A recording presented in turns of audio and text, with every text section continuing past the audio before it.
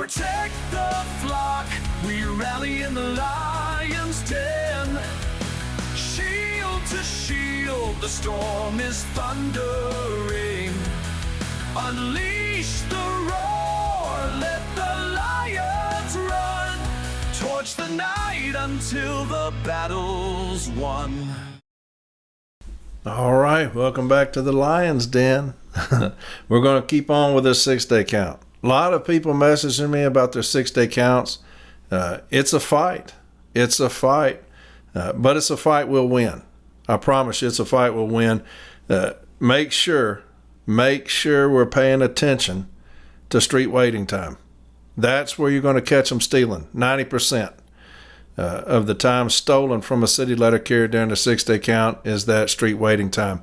A lot of people are messaging me about finding different things. You will find everything on street waiting time. Management will rob you blind on street waiting time. Okay, so make sure, numero uno, look at street waiting time, get with your carriers, okay? Management puts some crazy outlandish things on that, all right, street waiting time. And so we're going to keep going on with this book, the 6-day count. Going to keep doing that until I get rid of the book, and I may do the book again. Because I just believe repetition, it's repetition. Anything you do, if you want to be great, it's repetition. You want to be a great football player, whatever position, repetition. Great basketball player, you want to be a great shooter, repetition. If you want to be a great boxer, repetition. Okay? And so everything is repetition. Just doing it.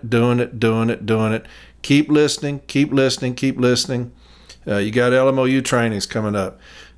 I would get on every single LMOU training I could get on because you cannot learn enough. And that's how I feel. So it's all about repetition. So we're going to keep reading. I'm not going to read for an hour because, again, this will be the last episode I do with this computer, with this laptop. I'll have my new one by the next time I do an episode, but it's a little shaky. It's shaky right now. I can see it. So it may give out on me. But we're going to read until I feel comfortable getting off of here. All right? So we're going to continue on. 4, specific notice requirements. Schedule of mail count and inspection. Management is required to post a notice showing the beginning date for the count for each route and the day and date each route is scheduled for inspection. This notice must be posted at least 5 working days before the start of the count.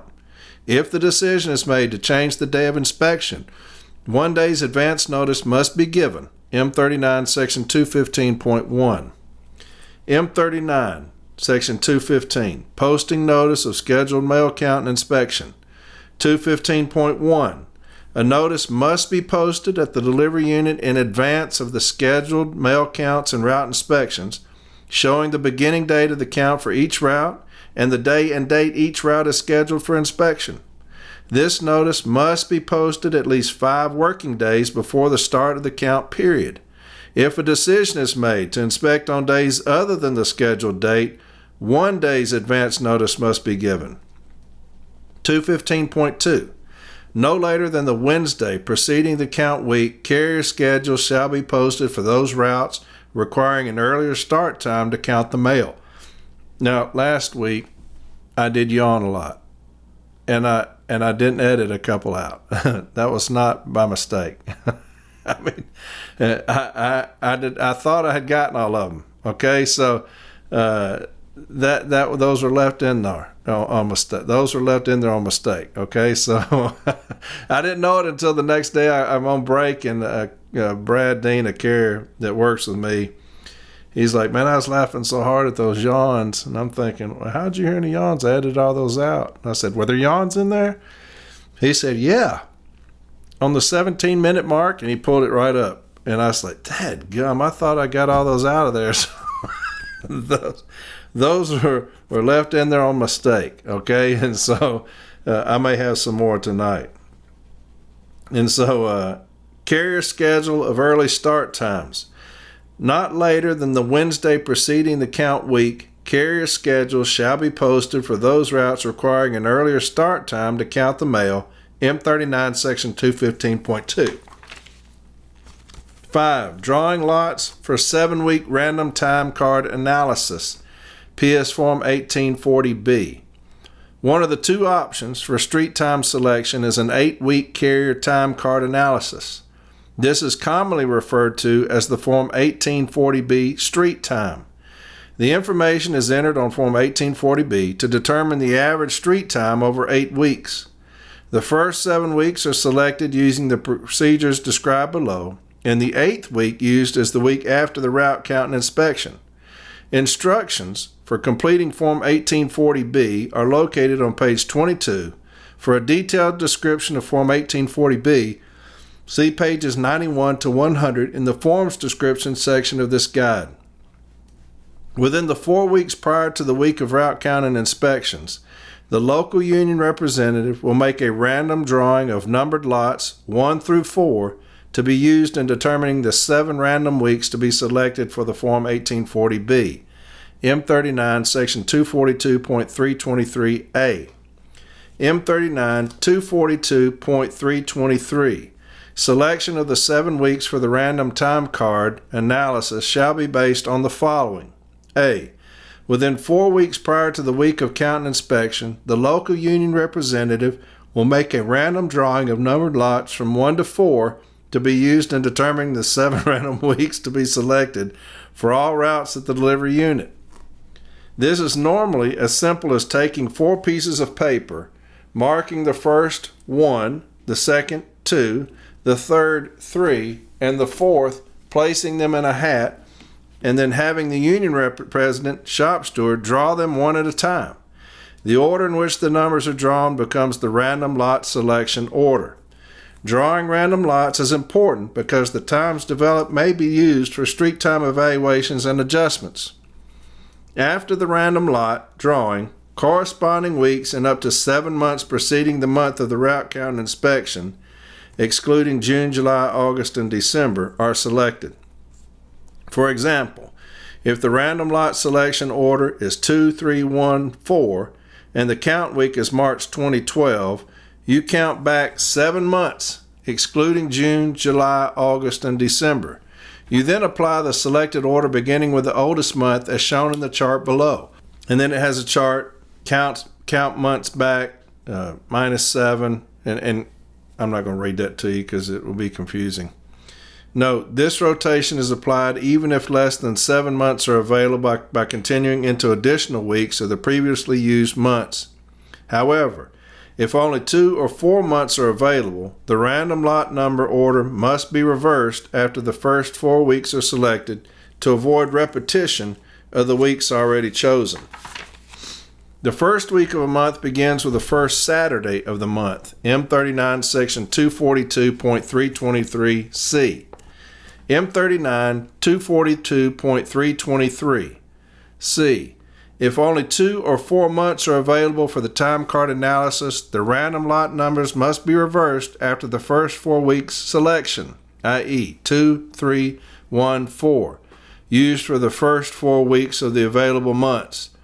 Then 4, 1, 3 for the remaining 3 weeks of the available months. See 4-month example below. The first week of a month will begin with the first Saturday of the month. If the count week falls in 2 months, the later month will be considered the count month for the purpose of selecting the 7 random weeks, M39 242.323D. If the regular carrier was not servicing the route on at least one of the days of a week selected, the next available week in which the carrier served at least one day shall be used for the 7-week period.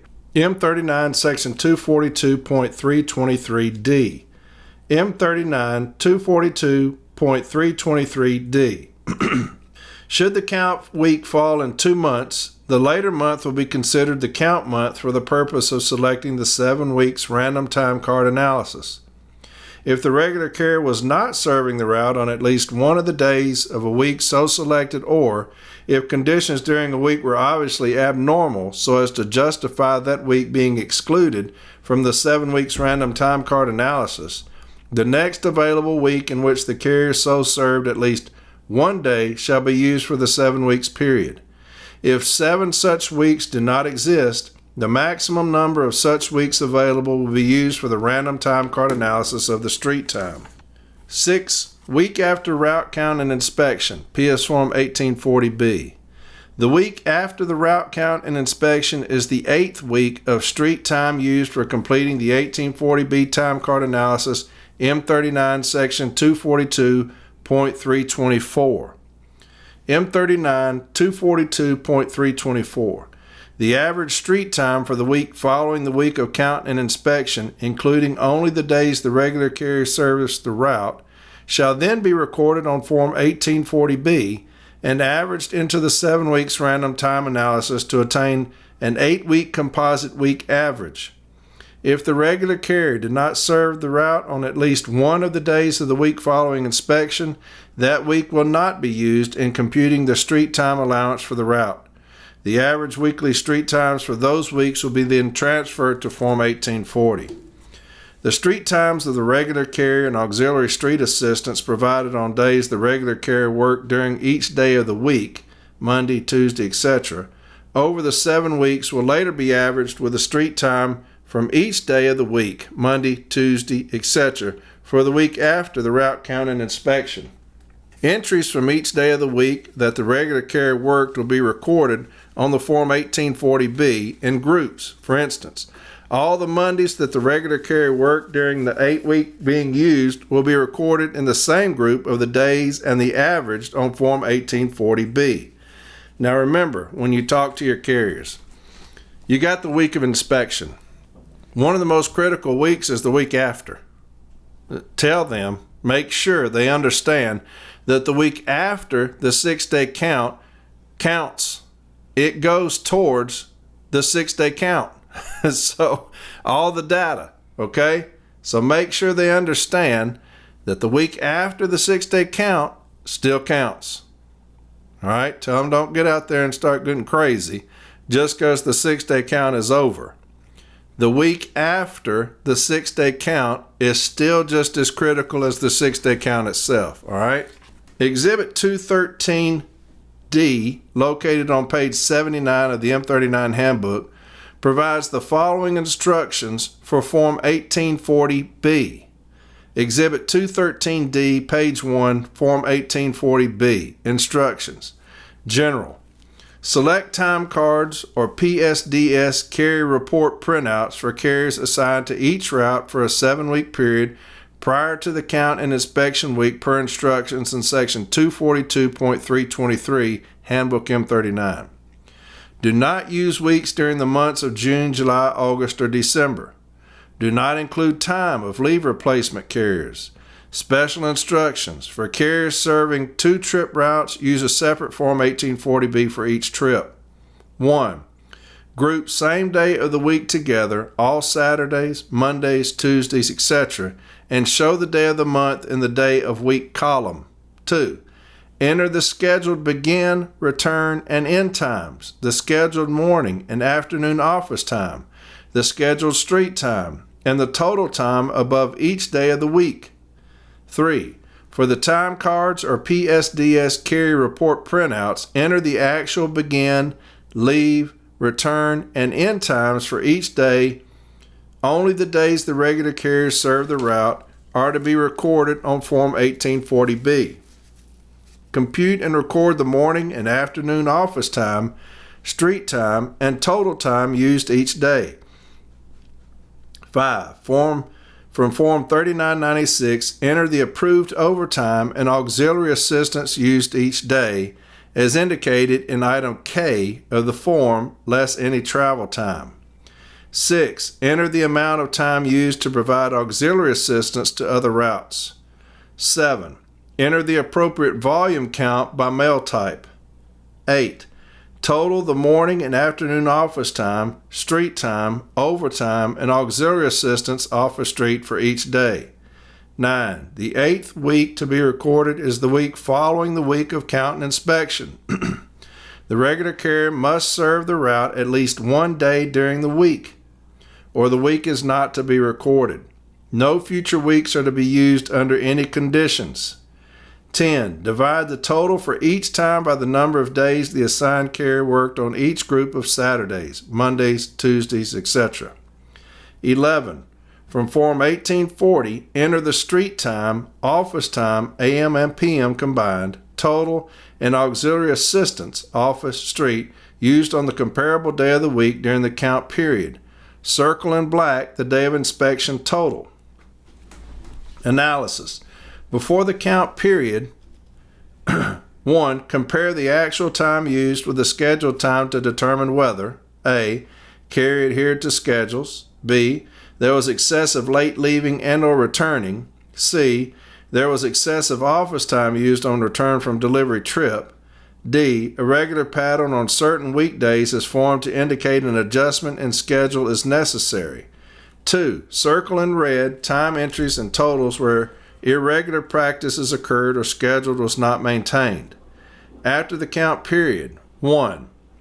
Compare average time used on each day during the analysis period with the same day during the count. 2. Determine whether office time and street time is more or less for comparable days.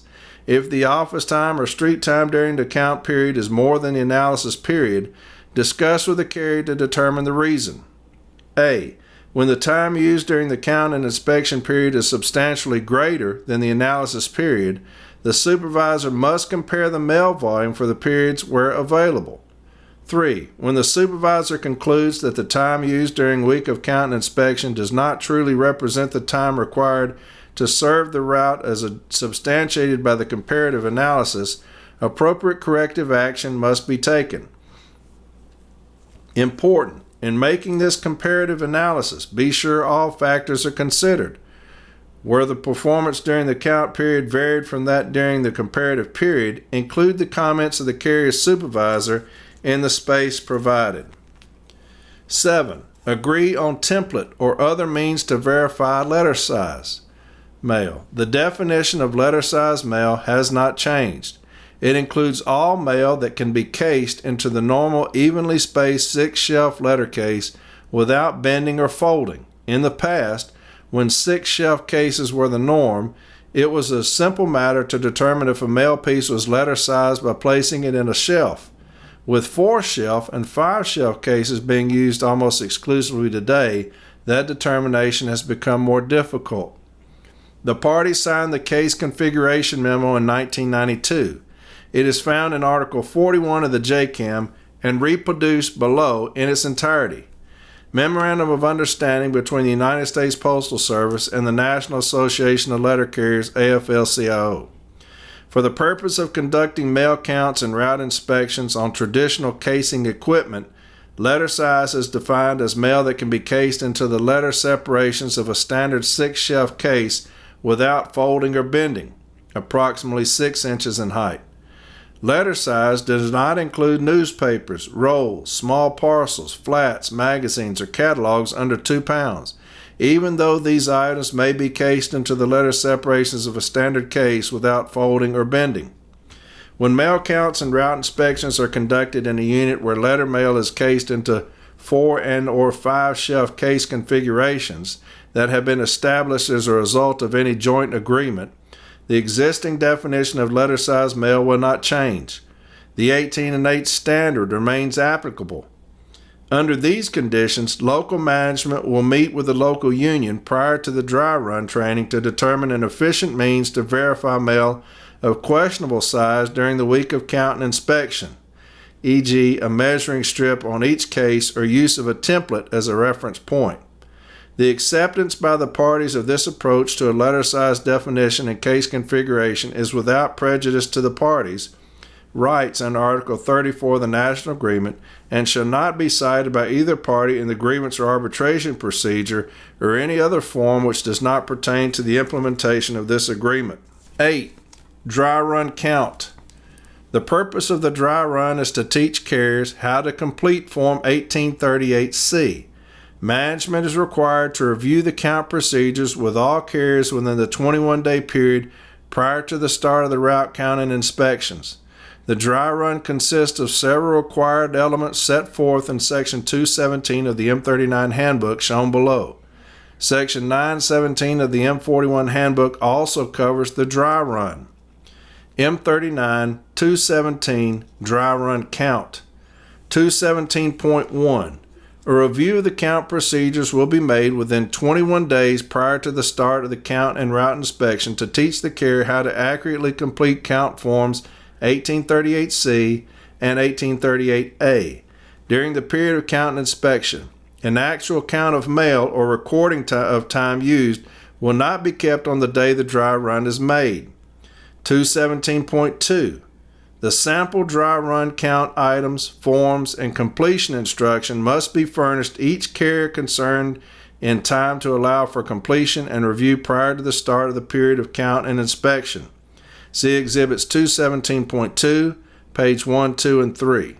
Overtime or auxiliary assistance should not be used for the completion of the dry run. Therefore, a lighter volume day should be selected. Use only the appropriate data, EPM, non-EPM, for the unit being inspected.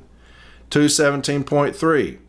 An instruction period should be held following the issuance of the dry run materials, but before the completion of the dry run exercise.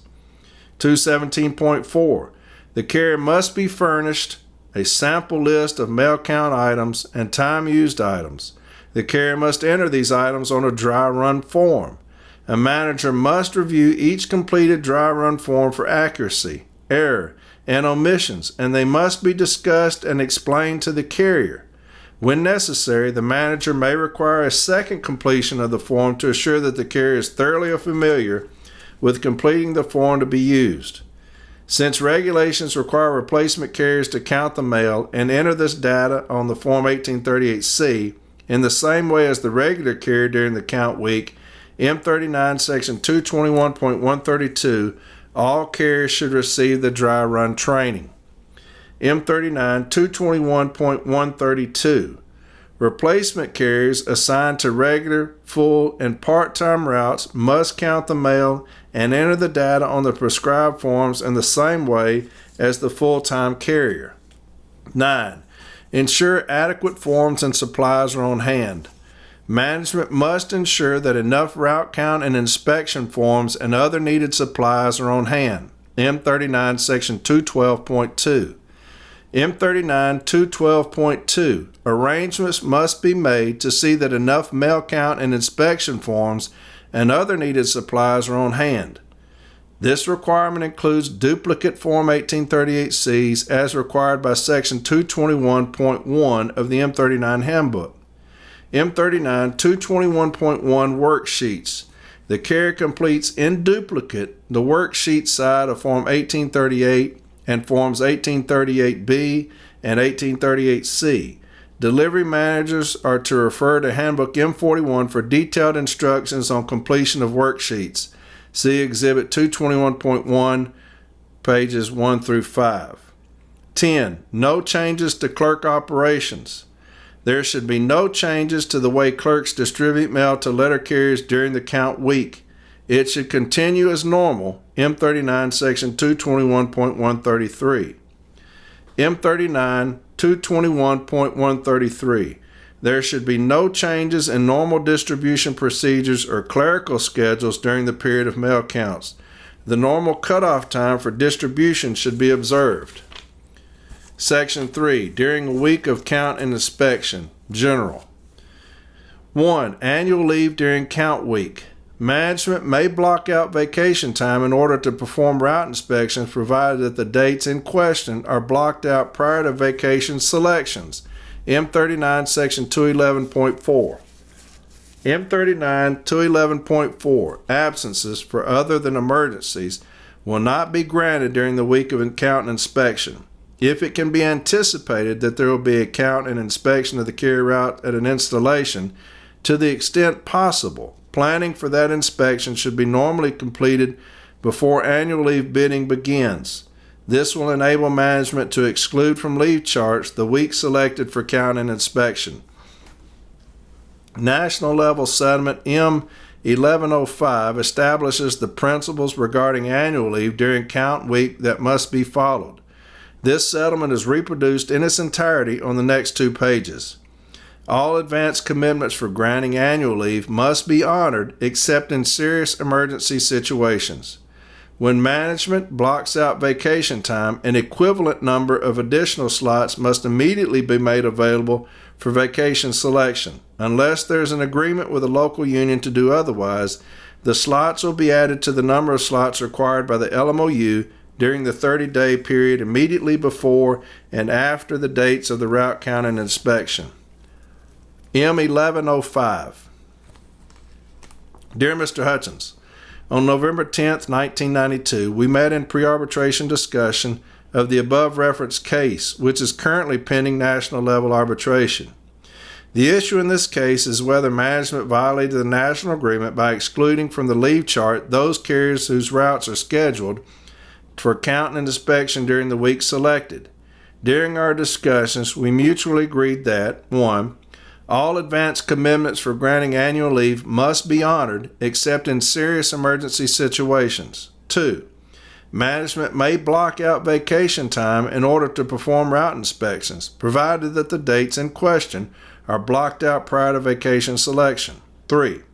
When management blocks out vacation time, an equivalent number of additional slots must be immediately made available for vacation selection. Unless the local union agrees otherwise, the slots will be added to the number of slots required by the local memorandum during the 30-day period immediately before or after the dates of inspection. 4. This grievance is remanded to Step 3 for the determination of remedy. And then it's signed. 2. Overtime during count week. If necessary, overtime may be used to enable the regularly assigned carrier to complete delivery during the days of the count week. M39 Section 221.137. M39 221.137. If necessary, overtime may be used to enable the regularly assigned carrier to complete delivery during the days of the count week. This provision is much more limited than it may appear to be as a result of a national settlement, M1106. This settlement makes it clear that the overtime provisions of Article 8 and the associated memorandums remain in full force and effect during the week of route count and inspection, except for 2 situations. On the days during the week of inspection when the carrier is accompanied by a route examiner, management may require a carrier not on the OTDL to work overtime on his or her own route in order to allow for completion of the inspection. On the other days during the week of inspection when the carrier counts mail, management may require a carrier not on the OTDL to work overtime on his or her own route for the amount of time used to count the mail. M1106 is printed in its entirety on the next 2 pages. M1106. Dear Mr. Hutchins, on November 5th, 1992, we met in pre-arbitration discussions of the national above referenced cases, which are currently pending national level arbitration. The issue in these cases is whether management violated the national agreement by requiring a carrier who was not on the overtime desired list to work overtime during the week of count and inspection. During our discussions, we mutually agreed to the following. 1. The overtime provisions of Article 8 and the associated memorandum of understanding remain in full force and the effect during the week of count and inspection, except that henceforth, on the day during the week of inspection, when the carrier is accompanied by a route examiner, management may require a carrier not on the overtime desired list or work assignment list to work overtime on his or her own route in order to allow for completion of the inspection. B. On the other days during the week of inspection, when the carrier counts mail, management may require a carrier not on the overtime desired list or work assignment list to work overtime on his or her own route for the amount of time used to count the mail.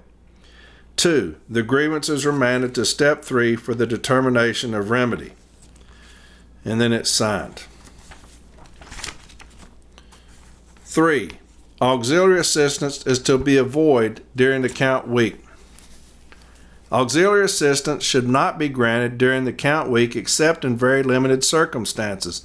M39 Section 221.138. M39 221.138. Only in very unusual circumstances or emergencies when excessive late delivery would result should auxiliary assistance be granted the regularly assigned carrier during the week of the count. Some of you will have situations during the count week where auxiliary assistance has to be used in order to comply with the overtime rules as shown above. When this happens, make sure the correct time credit is given on the form PS Form 1840. 4. How to record auxiliary assistance when it cannot be avoided. When a letter carrier receives auxiliary assistance on the street during the count week, the replacement's time is not recorded. Instead, the time it took the regular carrier to deliver the same portion of the route on the day of inspection is added to the street time for the day. M39 Section 241.35D. M39 241.35D, Column E, net street time used. Transfer the total net street time from item E, Column H, Form 1838, recorded in hours and minutes. When auxiliary street assistance is given, add to the regular carrier's street time the actual time that it took him or her to deliver that same portion of the route on the day of inspection. Do not use the replacement street time. Obtain actual time from Form 3999. A record of any unusual wait for transportation or other conditions that would cause an unusual variance in street time must be noted under Route Examiner's comment portion of the form with actual time used identified for clarification to assist in route analysis. 5. Multiple days of inspection. Management may schedule a route for inspection on no more than 3 days during the week of route count and inspection. Management will complete the Form 1838C on only one of the days scheduled for inspection. The letter carrier will count the mail and complete the Form 1838C on the other days of inspection. When local management elects to inspect on 2 or 3 days, the Form 3999 closest to the selected street time on the left side of the Form 1840 reverse will be used to transfer territory. These principles are set forth in the Memorandum of Understanding, multiple days of inspection contained in the National Agreement. The MOU is produced in its entirety on the next page. National Associations of Letter Carriers between the United States Postal Service and the National Association of Letter Carriers. Multiple days of inspection. The following will apply when conducting a 6-day route count and inspection pursuant to Chapter 2 of the Handbook M39. Management will, if it determines it necessary when scheduling an inspection to inspect on more than 1 day, inspect on no more than 3 days during the week of count and inspection. If management elects to inspect on 2 or 3 days during the week of count and inspection, management will be responsible for completion of the 1838C on one of the days. The letter carrier will count the mail and complete the 1838C on the other days of inspection. When management elects to inspect on 2 or 3 days, the PS Form 3999 closest to the selected street time on the PS Form 1840 will be used to transfer territory. 6. Exclude Saturday on routes with abbreviated or no delivery. Saturday is excluded from the count week on routes with abbreviated or no delivery on Saturday. The language in Section 221.11 of the M39 and Section 921.2 of the M41 is clear. Routes with abbreviated or no delivery on Saturdays are only inspected for 5 consecutive delivery days, Monday through Friday. Management may try to convince you that if Saturday is excluded, then Monday must also be excluded. This is simply not true, and that will happen. I've seen that numerous times dealing with 6-day counts. You will have a guy come in that's a 6-day count expert, and he will tell you this is how we always do it. If you have a route that has abbreviated or no delivery on Saturday due to businesses, that day will not be counted. Neither will Monday, because it's unfair. And that's what they'll say. It's unfair that you're going to take all this mail out. It's not a true representative of your day because you have all this closed business on Saturday that you're taking out on Monday, and it's going to elevate your totals for Monday. So they're going to take that day out. It is completely improper. Completely improper, and it's not contractual. M39 221.11 schedule.